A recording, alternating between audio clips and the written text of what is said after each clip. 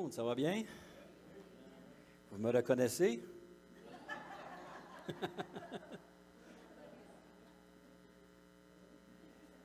Pas la peine de vous dire qu'il a fait beau. Gloire à Dieu, on a passé un bon temps de vacances, ça fait quand même un mois. On a eu la chance de faire du ministère aussi au Nouveau-Brunswick. On a donné un concert d'évangélisation à l'auditorium de Claire, donc ça a été réellement bénissant parce que pour nous, en tout cas pour Bertrand et moi, ça faisait quand même 12 ans qu'on avait implanté cette église-là à Claire. Et puis c'est la première fois en 12 ans que je retournais là, puis j'étais heureux de voir que les gens qui étaient venus au Seigneur, notre ministère, tant qu'on était là, il était encore présent dans l'église. Puis en tout cas, ça a été une belle fête là-bas, un retour. Donc, ce matin, je veux continuer un petit peu ce que j'ai débuté il y a un mois passé, l'étude sur le livre d'Esther, vous en souvenez?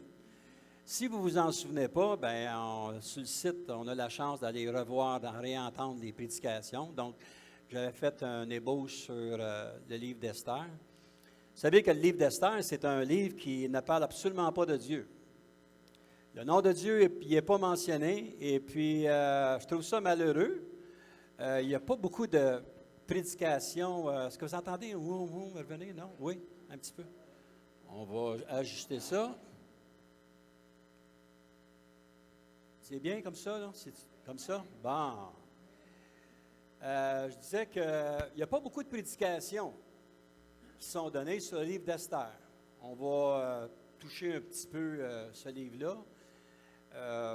Pourtant, c'est un livre qui a beaucoup de profondeur, beaucoup de matière à aller chercher de cela. Et moi, ça fait quand même quelques mois que je l'ai étudié en profondeur, ligne par ligne, essayer de découvrir des choses. Puis je me surprends même qu'après plusieurs années dans le Seigneur, l'avoir lu plusieurs fois, que je découvre encore des choses. Donc, j'aimerais ça vous les partager ce matin. Donc, le titre de mon message ce matin, il était trop long pour écrire sur le site, mais il y avait 2 lignes quand même. L'endroit vient de Dieu, la disponibilité, notre responsabilité.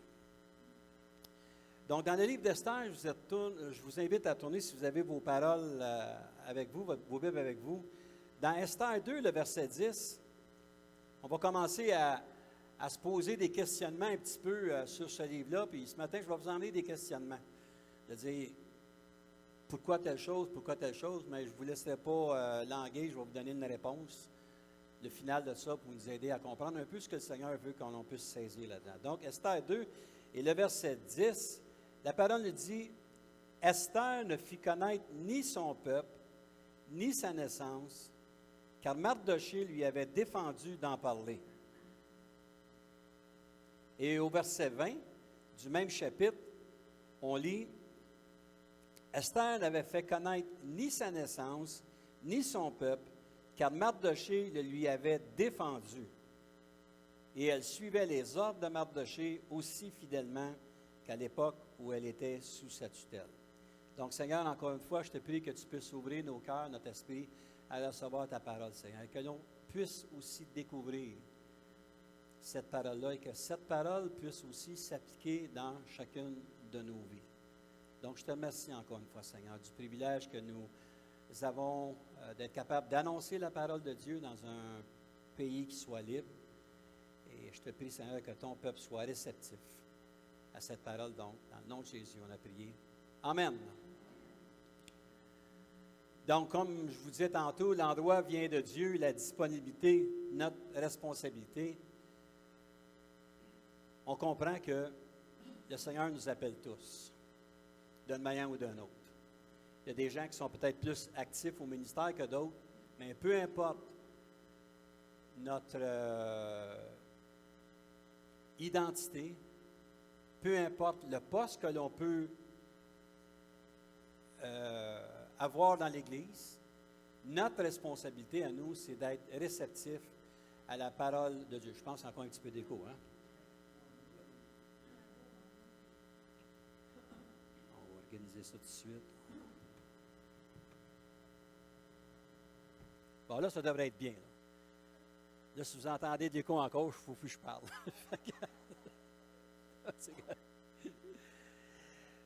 Donc, on va voir ici ce matin un petit peu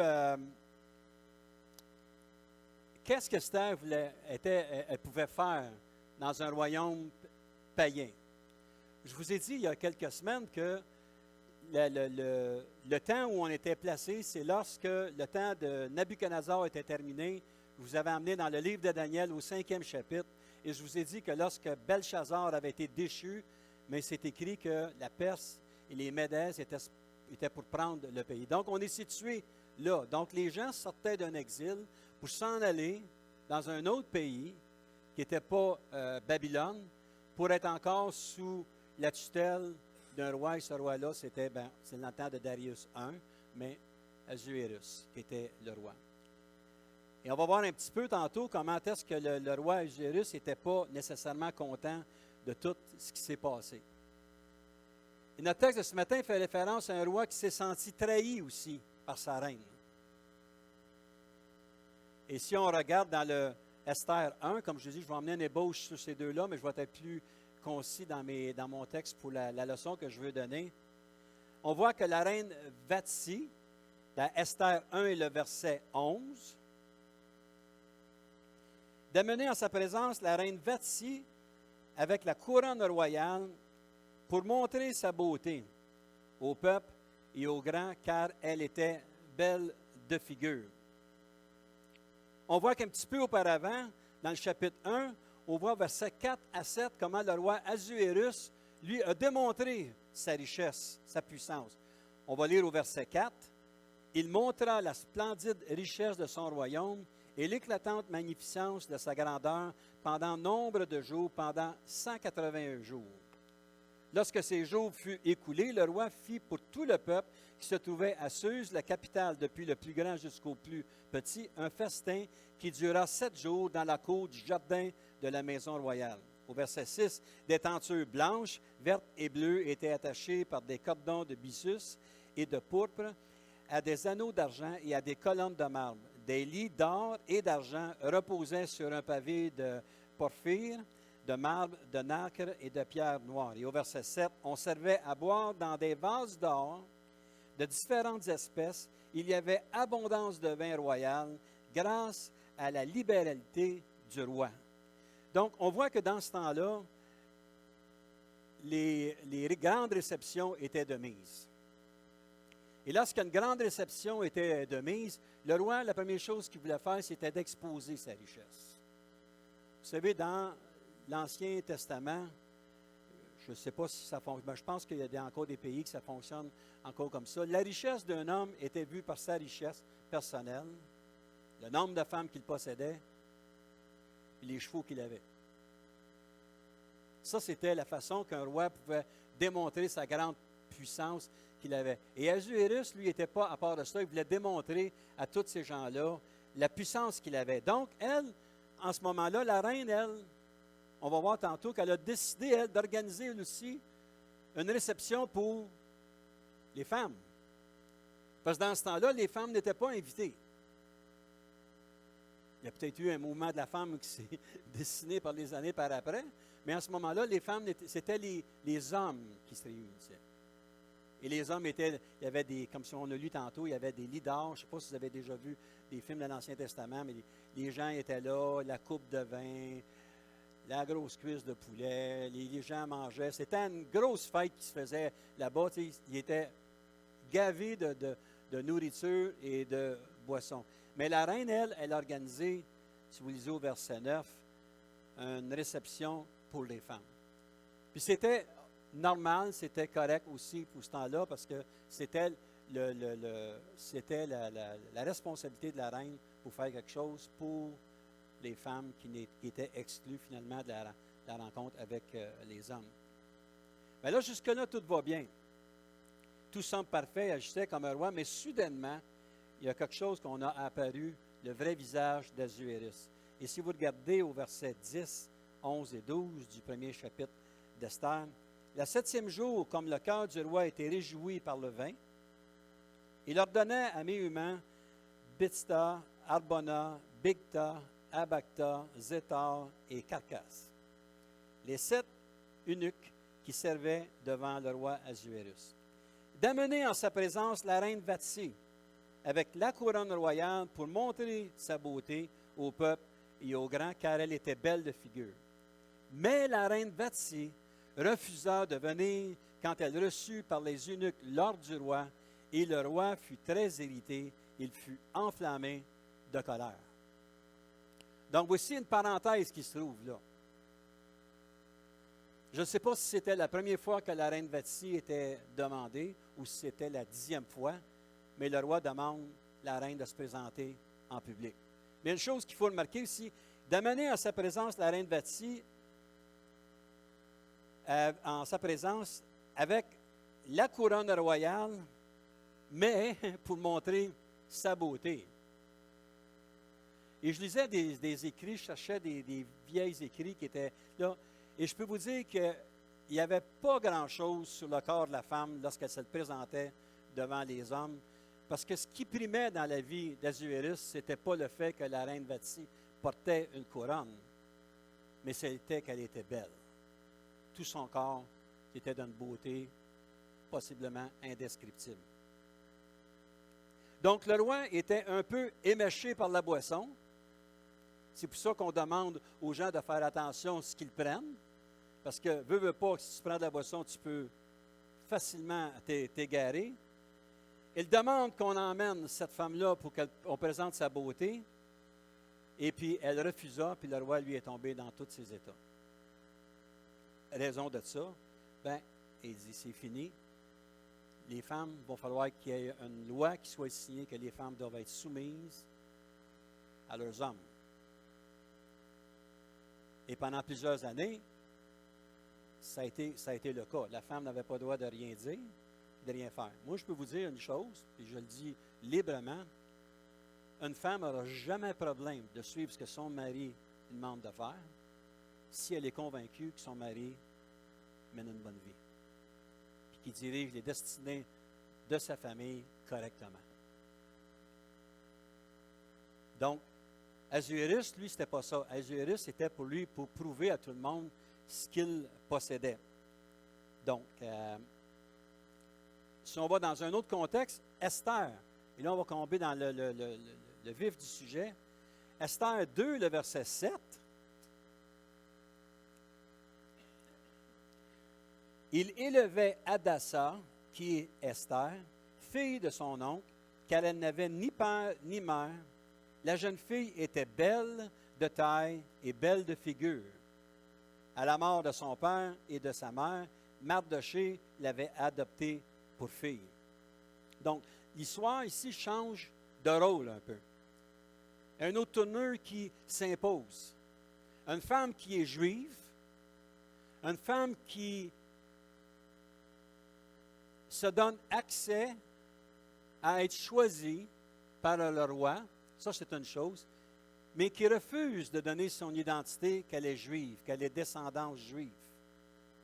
En plus, c'est son oncle qui dit de ne pas faire ces choses-là. Qu'est-ce qu'une juive fait dans le portrait païen d'un roi comme cela? Ça, c'est une question qu'on se pose. Et je sais que j'ai lu beaucoup de commentaires. Il y a beaucoup de gens qui ont pointé du doigt Mardochée, puis ces choses-là, puis ont même pointé Esther pour qu'est-ce qu'elle a fait. Mais pourtant, il y a une logique qui est écrite, qui vaut la peine d'être étudiée, d'être vue. Comment un homme comme Mardochée peut accepter de faire une chose semblable? Écoute, c'est la fille de ton oncle. Tu dis que tu vas prendre soin d'elle. Tu es un homme de Dieu. Tu es de la descendance de Kis. Et puis de la tribu de Benjamin. Et puis tu laisses cette jeune femme-là, belle de corps, aller dans un lieu où elle n'a pas raison d'être. On peut commencer à se poser. Je vous disais il y a un mois que souvent, si on le lit à la lettre, cette lettre-là va nous... ce passage-là va nous emmener à peut-être même une certaine condamnation, à évaluer qu'est-ce qu'il en est. Était-il un bon tuteur pour elle? Humainement parlant, nous, chrétiens parlant, aujourd'hui, ça, c'est pas de Dieu, ça, c'est de Dieu. Il n'est pas un bon exemple, il ne devrait pas faire ceci, il ne devrait pas faire cela. Souvent, on est porté à regarder à l'extérieur et à juger ce que l'autre fait sans nécessairement savoir qu'est-ce qui se passe. Humainement parlant, je pense qu'on est fait comme ça. Surtout les bons chrétiens. Hein? C'est facile de juste mettre le point sur le bobo, de dire « Ah, ça c'est ci, ça c'est ça ».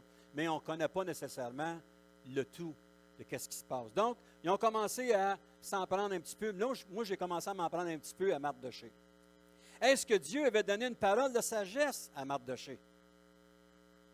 Si vous lisez le livre, je l'ai lu maintes et maintes fois dans les dernières semaines, à aucune occasion, Dieu parle à Mardochée et dit « Voici ce que tu vas faire. »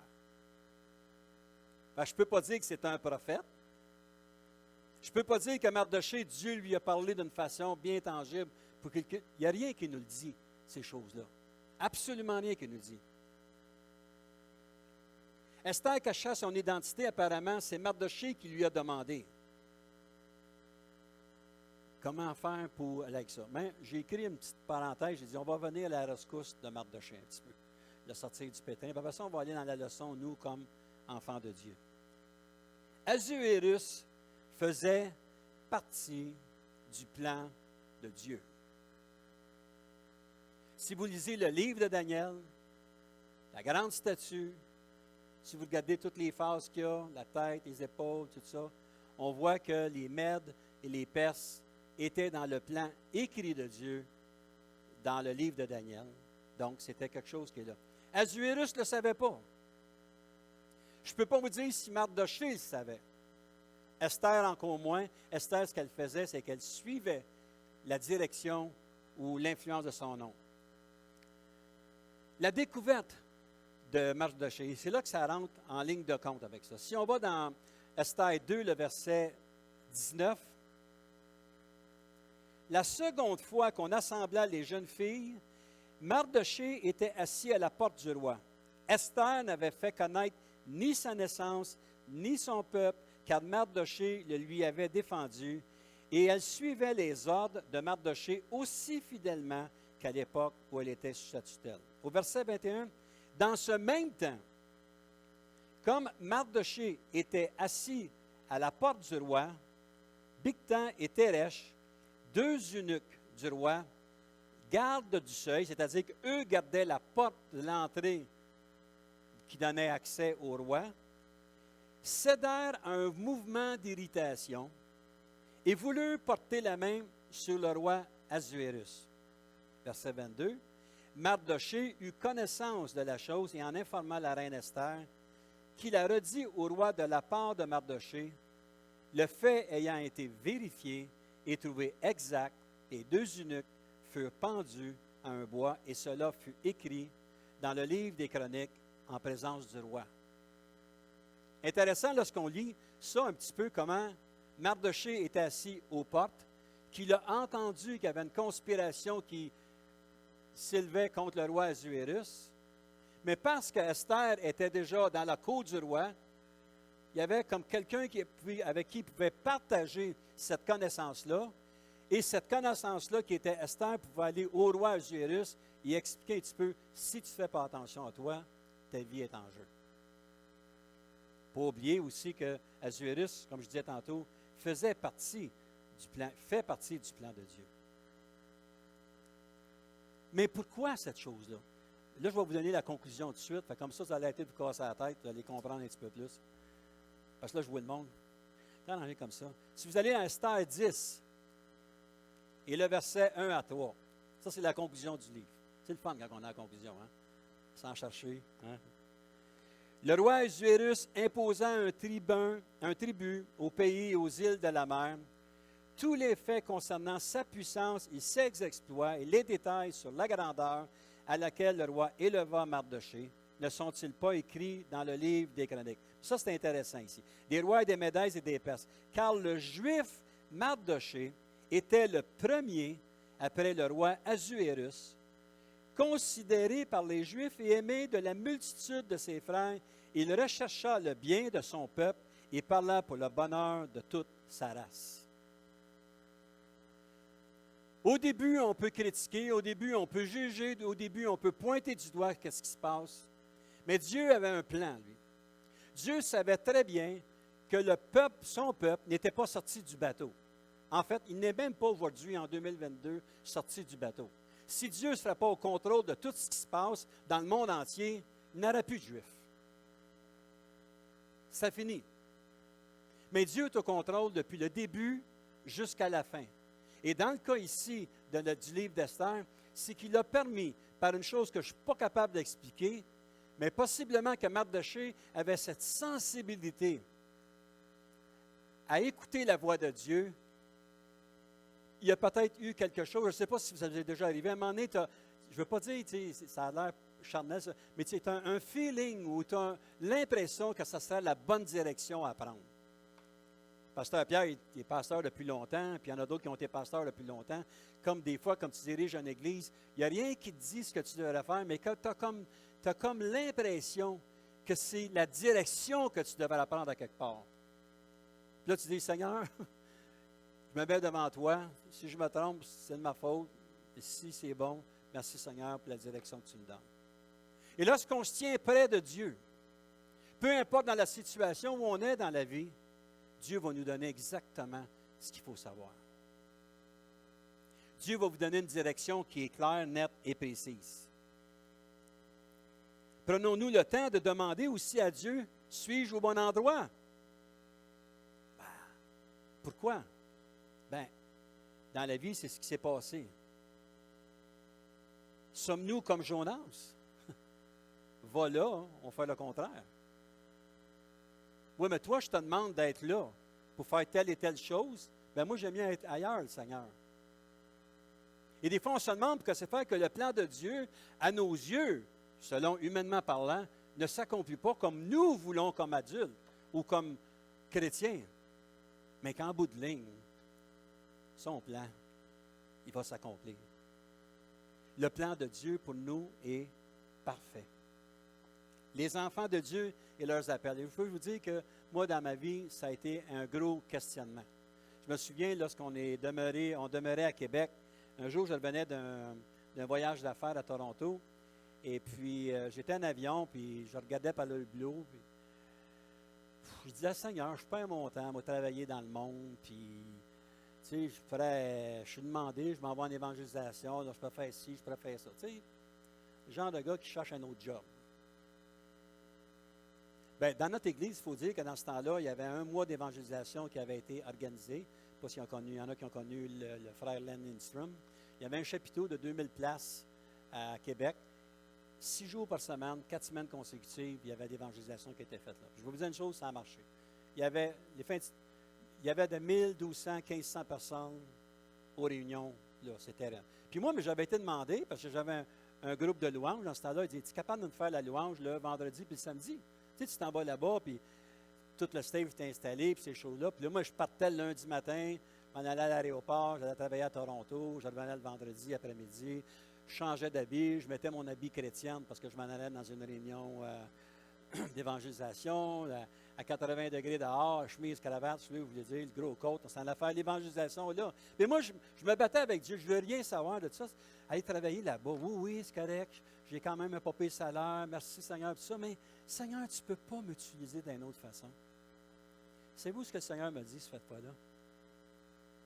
Il dit, tu n'as aucune idée dans quoi je t'appelle. Mais à travers les années, Dieu m'a emmené à voyager un peu partout au Canada. Au lieu de travailler pour implanter des points de vente pour la compagnie que j'étais, pour faire l'implantation d'église. L'ouvrage que j'ai eu, que j'avais, c'était une préparation pour le ministère. Mais on était, nous, dans les époques 80. Je parlais tantôt avec je ne veux pas dire des vieux frères, là, mais je veux dire, certain âge. Un âge certain, c'est ça. Moi, dans mon temps, quand je suis venu au Seigneur, les années 80, tu lâches tout, tu lâches ta job, tu t'en vas au ministère. Dans l'Église, il y a du monde qui sont ici dans l'Église, je donnais ma vie au Seigneur. Le pasteur disait, priez pour lui, il y a un appel dans sa vie. Avec là, moi, j'ai pris ça, tu sais, pour quasiment du cash, je dis, j'ai un appel dans ma vie. Fait là, je me battais avec, il faut que je lâche ma job, il faut que je m'en aille dans le ministère. Beaucoup d'hommes ont laissé leurs emplois pour aller au ministère. Puis ces gens-là, aujourd'hui, ont tout oublié de tourner à l'emploi. C'est Dieu qui appelle. Et Dieu appelle selon ses critères à lui. selon sa façon d'agir, dans son temps bien précis. Et il ne faut jamais minimiser ce que nous faisons, frères et sœurs, aujourd'hui, que vous soyez dans le monde, que tu fasses des fenêtres, des portes, n'importe où, que tu travailles chez Jean Coutu ou que moi je travaille dans le plancher encore. Pas je travaille au fond, je veux dire, je fais du plancher. Fait que là, ben, c'est ça. Puis, mais Dieu nous utilise là où on est présentement. Suis-je à la bonne place? Longtemps, je me suis fait dire dans le ministère, un homme de Dieu, ça ne doit pas travailler dans le monde. Écoutez, j'ai commencé à faire du ministère en 1986, puis je continue à en faire encore aujourd'hui. Puis dans tous ces 36 ans-là, j'ai été 6 ans à temps plein. La balance du temps, j'étais là où Dieu m'a demandé d'aller, d'aider, de bâtir, puis d'affermir. Est-ce que j'en veux à Dieu? Non. Si je retournerais quand j'ai donné ma vie au Seigneur en 85, est-ce que je ferais la même chose? Oui, je ferais la même chose. Parce que c'est triste, lorsqu'on arrive sur la fin de notre vie, c'est là qu'on voit tous les morceaux du puzzle qui se montent dans notre vie. Ah! Oui, je me souviens, oui, j'ai fait une faillite dans ma vie, oui.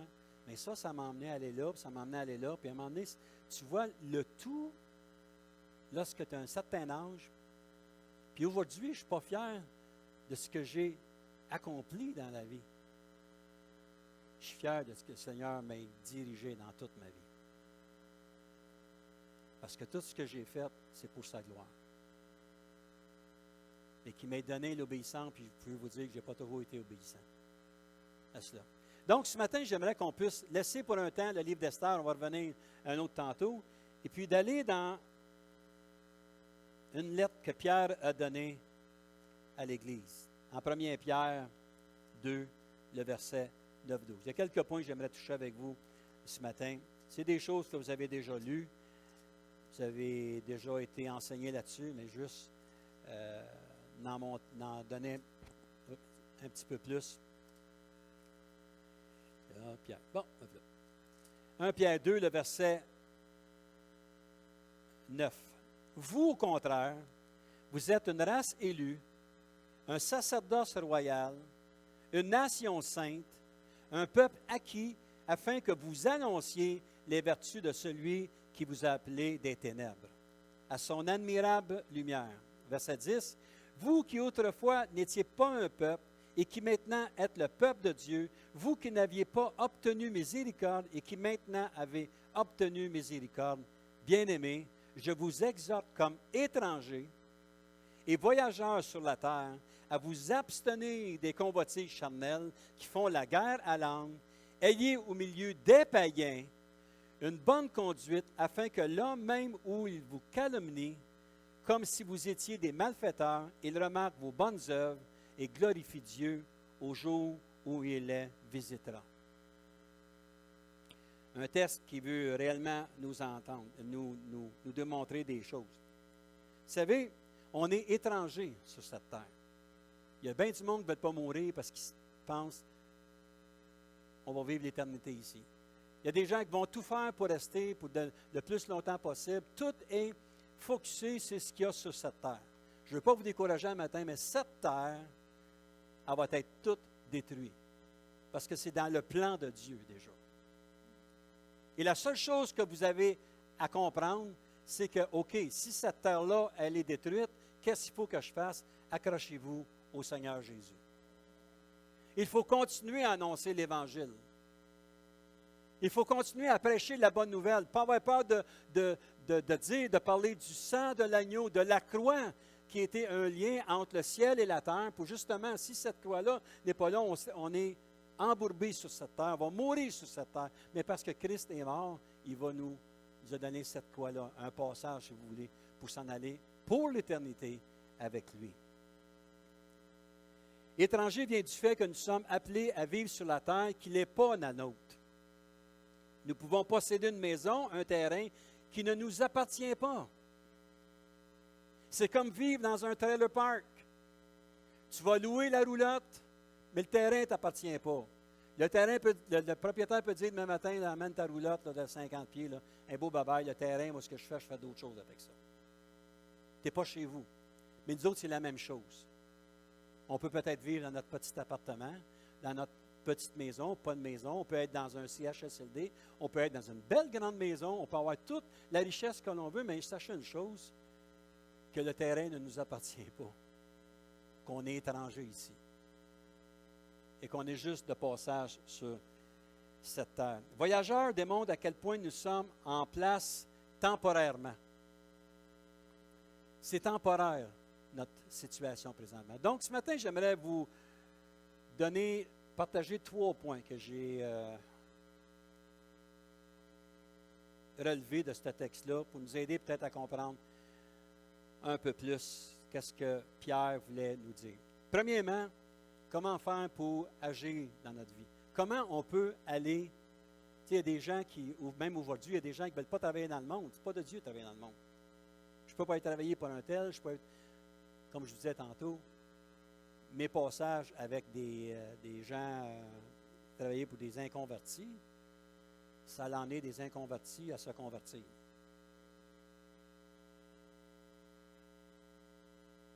Et vous savez une chose, la plus grande qualité qu'un chrétien peut avoir, ce n'est pas ce qu'il possède, ce qu'il va dire, ce qu'il va parler. C'est les actions qu'il va démontrer. Il y a beaucoup de chrétiens que les gens savent qui sont chrétiens, savent qu'ils vont à l'église à tous les dimanches, mais qui ne sont pas des références du tout dans le monde chrétien. Et Pierre nous disait ici cette chose-là, que vous êtes au contraire une race élue. Donc, la première chose qu'il faut se rappeler, c'est notre passé. Le passé, il ne faut pas se rappeler les vieilles albums qu'on a de photos quand on s'est marié et on avait des cheveux. C'est pas ces passés-là que je parle. Oui, j'ai déjà eu des cheveux. Dans le milieu du dos, j'en ai encore. Mais se souvenir de ce qu'on était, le passé dans le sens. Où étions-nous avant que nous connaissions Christ? Errant en étranger sur la terre, même titre qu'un chrétien, mais aucune destinée, aucune direction. On était des orphelins sur cette terre. On avait de la difficulté à avancer. Nous n'étions même pas un peuple. Nous ne faisions pas partie du peuple, on était seuls. Hier, on avait une réunion de famille, et puis tous mes beaux-frères ont été témoignés, mes sœurs ont été témoignées, puis il n'y a personne réellement qui s'intéresse à ce que l'on fait. Les gens sont venus, ma sœur est venue au concert, c'est les seuls qui sont venus, mais les autres, ils ignorent ça. Tu sais, moi, je suis rendu là dans ma compagnie, je veux me bâtir, tu es rendu à 70 ans, je veux me bâtir une verrière, je veux me creuser une piscine, c'est à 70 ans. Tu veux placer ton argent, tu fais ça, tu sais, c'est blablabla, regardez, un peu comme Azuérus, regardez tout ce que j'ai. Puis je ne gêne pas. Tu veux ce que j'ai fait chez nous? Sors le téléphone, montre les petites photos. Tu veux ça? Ah, ça, c'est moi qui ai fait ça. Oh, tu n'as pas vu l'autre. C'est ça, les autres, c'est ça le but. Nous autres, on a amené nos téléphones, mais c'est juste savoir si on avait des messages. Mais on n'a pas sorti notre album de photos pour commencer à se pavaner dans ce monde-là. Tu sais. C'est des bonnes personnes. Mais ils sont encore dans le passé. Ils n'ont pas de futur devant eux autres. Premièrement, au verset 9, la parole nous dit, vous avez été appelés des ténèbres. Aujourd'hui, ce que je trouve triste, c'est que souvent l'Église n'en parle plus de cette chose-là. Souvent, l'Église, je trouve ça triste, l'Église veut s'adapter au monde d'aujourd'hui. Je me souviens des années, lorsque j'étais à Vancouver, j'étais dans une conférence et puis le surintendant avait dit, il dit, on a une nouvelle stratégie pour l'Église, on va réinventer l'Église. Moi, je n'étais pas tellement longtemps que j'étais sauvé, mais tu sais, je disais, réinventer l'Église. Boy, OK, comment ils vont faire ça? Savez-vous, ils ont inventé, il dit, il faut aller chercher des ficelles pour être capable de bâtir l'Église de Dieu. Puis où est-ce qu'on était? Il y avait des grosses églises, méga églises aux États-Unis, où ils invitaient telle église, vous dites, OK, vous êtes droit d'envoyer 20 personnes à 1500 piastres par personne. Passez une semaine là, on va vous enseigner pendant une semaine de temps comment faire l'église. Cette église-là grandissait, était florissante. Probablement que le Saint-Esprit agissait. Je crois que le Saint-Esprit agissait là. Mais c'est comme si tu allais aux États-Unis pour aller chercher quelque chose que Dieu ne pouvait pas te donner, toi, dans l'Ouest canadien ou même au Québec. Vous vous souvenez, on a vécu ça avec le Toronto Blessing, puis toutes ces choses-là. Il y en a que ça rappelle des souvenirs. J'essaie pas de dire que ce qui s'est passé à Toronto, ce n'était pas de Dieu. C'est que si vous allez à Toronto chercher la potion magique, la ramener chez vous, ça, ce n'est pas de Dieu. Parce que Dieu veut agir d'une façon. Aujourd'hui, on voit aussi, il y a plusieurs choses, la cristallisation, la réinventation de l'Église. Je vais dans des endroits, j'ai été dans des endroits, dire, bien, je vais vous dire une chose, j'ai appelé un pasteur pour faire l'évangélisation. Il dit, tu sais, mon frère, il dit, nous autres, il dit, on n'est pas comme dans votre temps, vous autres. Il dit, nous autres, on évite de parler du sang, de la croix, puis tout ça. On ne veut pas faire peur au monde. Non, mais c'est ça, on est rendu là. Et ces gens-là refusent ça parce que c'est une nouvelle façon de voir. Il faut mettre ça, s'adapter au monde. Je ne me gêne pas de le dénoncer, ces choses-là. Ce n'est pas de Dieu. Ceux que ça fait longtemps qu'ils sont au Seigneur et qu'on a simplement prêché le salut de Christ par le sang à la croix et ces choses-là, mais il faut continuer encore aujourd'hui. Parce que c'est le sang de Christ qui sauve et c'est non pas la cristallisation ou la façon de mettre l'Église qui soit accessible à tout le monde. La preuve, ces gens-là, ces églises-là ne sont même pas remplies aujourd'hui. Ils n'arrachent. Pourquoi? Parce que ce n'est pas de cette façon-là que Dieu travaille. C'est comme je disais tantôt, Dieu veut qu'on soit des membres de sa grande Église avec lui, malléable, touchable, qui puisse nous parler afin que l'on puisse aller là, lui, où il nous demande, dans la condition qu'il nous place. Parce qu'il sait ce qu'on va faire. Éphésiens 2, le verset 1 à 3, « Nous étions morts par nos péchés, liés dans une vie charnelle. » Ça, c'est ce qu'on était avant. Deuxième point, nous n'étions pas un peuple. Au verset 10, ça nous dit dans notre 1 Pierre 2, le verset 10, « Vous qui autrefois n'étiez pas un peuple et qui maintenant êtes un peuple. » Les inconvertis sont rien. Ils ne font pas partie d'un peuple. Ils font partie d'une destinée éternelle qui n'est pas la même que nous.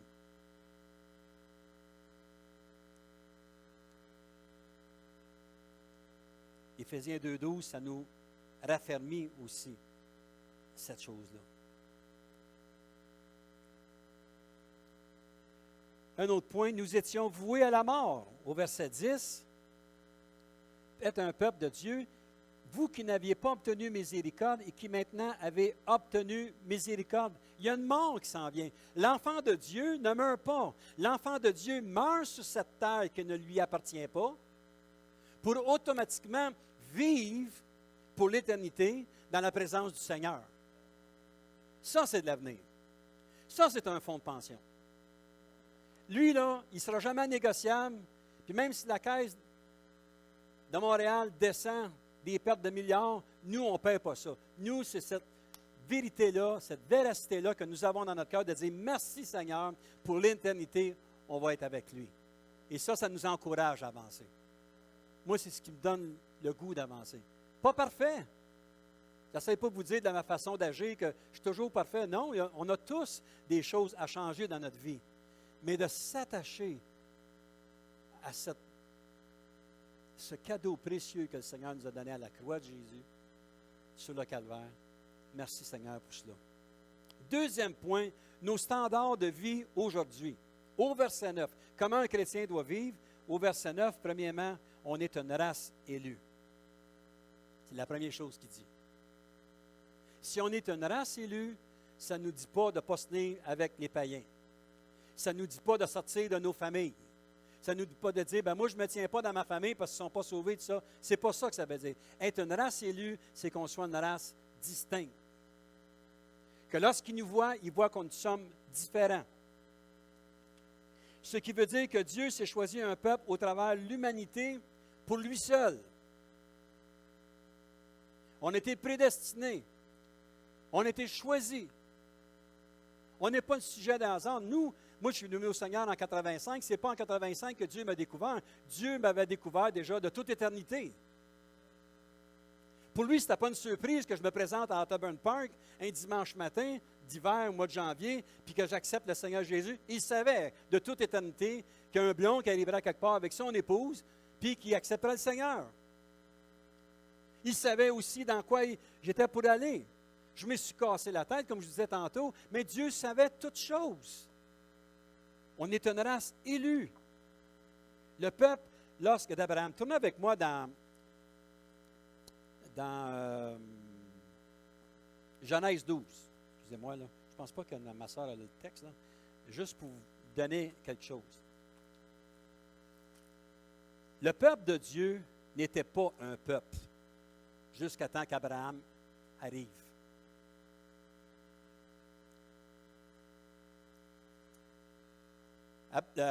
Genèse 12, le verset 1, l'Éternel dit à Abraham, va-t'en de ton pays, de ta patrie, qui n'était pas le pays de Dieu, et de la maison de ton père dans le pays que je te montrerai. Je ferai de toi une grande nation, et je bénirai, et je rendrai ton nom grand, et tu seras une source de bénédiction. Je bénirai ceux qui te béniront, et je maudirai ceux qui te maudiront, et toutes les familles de la terre seront bénies en toi. À ce moment-là, le peuple de Dieu n'existait pas. On venait de sortir sur reculer la tour de Babel. Il y avait eu le déluge. Dieu avait dit, on va tout enlever ce qu'il y a là, c'est comme si on recommence à zéro. Et Dieu avait un plan à travers cela. Et lorsque Abraham était appelé pour justement, tu vas faire ce que je te demande de faire, et tu vas aller dans un pays quelconque, et tu vas sortir de là, tu vas tout abandonner ce que tu as pour aller dans un pays que je te montrerai. Et toute la terre entière va être bénie. Et frères et sœurs, si Abraham n'avait pas été fidèle à cela, on ne serait pas là aujourd'hui. Mais Dieu connaissait toutes choses. On est un sacerdoce royal en 1 Pierre 2. Un nouvel appel en ce qui concerne notre relation avec Dieu. Tu ne peux pas vivre aujourd'hui comme tu vivais avant. Tu peux aller dans le monde travailler. Moi, je travaille, comme je vous l'ai dit tantôt, vous le savez, je travaille pour un patron, mais je veux dire une chose, je m'organise pour que mon image d'enfant de Dieu soit intacte. Tu peux me demander ce que tu veux que je fasse, moi, te le faire. Si ce n'est pas de Dieu, je ne le ferai pas. Je me souviendrai un jour, j'étais déjà sauvé, mon patron m'avait dit, ben là, tu t'es acheté un nouveau char, un Jetta diesel. Fait que là, ce que tu vas faire avec ça, le garagiste pas loin de chez vous, déconnecte donc le speedomètre. Enlève le speedomètre de là. Fait que, ça se faisait dans notre temps. Je ne sais pas si ça se fait encore, en tout cas. Dans notre temps, ça se faisait. Moi, j'ai dit non. Non. Ben écoute, c'est moi ton boss, je te dis de le faire ça. Ben écoute, moi, je suis ton employé, je te dis je ne le ferai pas. Tu es un enfant de Dieu. Dans ce temps-là, cet homme-là, il n'était pas sauvé. Ben, il dit, God, il dit, je vais te mettre dehors. Ben, tu mets-moi dehors, je ne déconnecte pas ton char. C'est comme ça. Fait que finalement, il se promenait avec le speedomètre connecté. Mais cet homme-là est venu à la connaissance de Dieu. Cet homme-là, après ça, même s'il s'est éloigné par après, il pouvait me donner ses cartes de crédit, il pouvait me donner n'importe quoi. Il dit, lui, là, je fais confiance en lui. Mais si j'avais accepté le compromis dans ma vie pour plaire à mon patron et qu'il me donne une augmentation de salaire, j'aurais peut-être plus d'argent, j'aurais peut-être une plus belle maison. Je l'aurais à la piscine creusée, moi aussi. On en a parlé hier.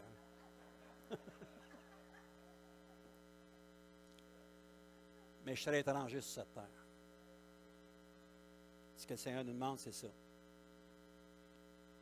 Troisième point dans ce point-là, dit, on est une nation sainte. Une nation sainte, ce thème nous parle que nous sommes saints.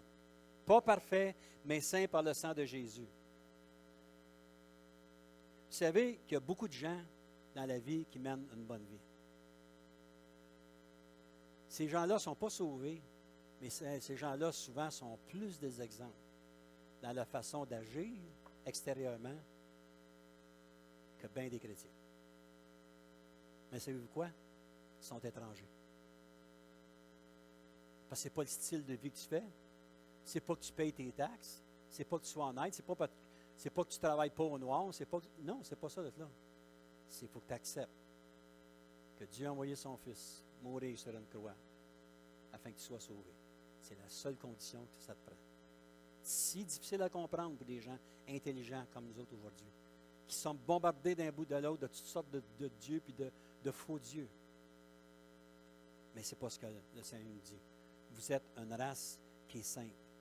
Des gens qui mènent une bonne vie. Des gens qui sont fidèles avec le Seigneur. Des gens qui sont capables de dire non. Des gens qui sont capables de dire, excuse-moi, je vais partir de ta rencontre familiale, là, parce que là, vous êtes rendu un petit peu trop loin, moi, je n'embarque pas là-dedans. Merci, bonsoir. Ah, ben là, non. On va laisser ça pour l'amour des enfants ou des petits-enfants, peu importe. Non. On est une nation qui soit sainte, c'est-à-dire mis à part. Pierre nous dit aussi, dans le même verset 9, il dit, vous êtes un peuple acquis. Nous avons reçu une nouvelle classification. On n'est plus pareil. Sommes-nous un exemple de notre société ou si on reflète Jésus? Lorsque je faisais l'étude de la lettre de Paul, des Corinthiens, l'église de Corinthe, c'était l'église c'est la super église spirituelle. Là. Ils ont tout eu, eux autres. Le baptême du Saint-Esprit, le parler en langue, la prophétie, la guérison, tout. Les autres, ils l'avaient à l'affaire. Mais Paul est arrivé à un moment donné et il leur a amené un petit bémol sur la vie. Mais ce que j'entends dire, c'est que certains ont la femme d'un autre. Ah, l'église de Corinthe était située sur le bord de la Méditerranée. Puis elle donnait accès à tous les pays du monde à venir chez eux. Et pour faire de l'argent, mais il fallait se complaire avec les gens qui venaient d'un peu partout dans le monde. Et l'Église a pris le même penchant. Mais ce n'est pas ça que le Seigneur veut. C'est qu'on est un peuple acquis. Frères et sœurs, vous avez beau vous faire rejeter par tout le monde autour. Vous savez qu'il y a une grande main en tout l'univers, qui s'appelle la main de Dieu, qui prend un soin jaloux de chacun de vous parce que vous êtes acquis pour lui. Vous pouvez peut-être passer des temps difficiles, mais il va vous réconforter. Vous pouvez peut-être passer par la fournaise parce qu'on passe tous par la fournaise à quelque part dans notre vie. Mais il va vous aider, il va vous prendre par la main afin de passer dans la fournaise. Et dernier point ce matin, notre service dans la société. On ne sera jamais populaire si on sert le Seigneur. Jamais. Et ce que je trouve triste des fois, c'est qu'on n'est même pas populaire, même dans notre monde chrétien. Je vous dis sincèrement, je trouve ça triste, triste, triste. Je me souviens dans les années 90, lorsque le Seigneur nous avait appelé, notre famille, à déménager en Colombie-Britannique pour travailler à l'implantation d'église, les gens me disaient, voyons donc, faut pas capoter avec ça, là. Dans l'église que tu es, tu as du ministère, tu peux prêcher, faire l'évangélisation, faire la louange, puis tout. Ouais, mais je dis, Dieu m'appelle à aller là. Non. Souvent, tu n'as même pas tes frères et tes sœurs qui vont dire, écoute, c'est toi et le Seigneur. Si tu veux, je vais prier avec toi. Afin que le Seigneur puisse te donner la force que tu puisses suivre la direction qu'il te donne. C'est ça qu'on a besoin aujourd'hui. On a besoin de cela. Nous sommes des ambassadeurs. Pourquoi? Bien, pour annoncer, au verset 9, pour annoncer les vertus de Dieu. Ne jamais oublier que l'exemple que nous donnons sera beaucoup plus remarqué, comme je disais tantôt, que les paroles que nous allons professer. On a beau avoir un Alléluia, puis un Amen à quelque part, puis merci Seigneur, puis tout ça, puis l'exemple que l'on donne. Le Seigneur nous demande qu'on soit un bon exemple. Qu'on ne soit pas une pierre d'achoppement pour notre voisin. Chez nous, moi, on est 8 dans les condos. On est le seul qui part le dimanche matin avec nos Bibles en dessous du bras. Donc, on ne peut pas avoir une petite chicane avec ma femme quand on sort, on la garde dans la semaine.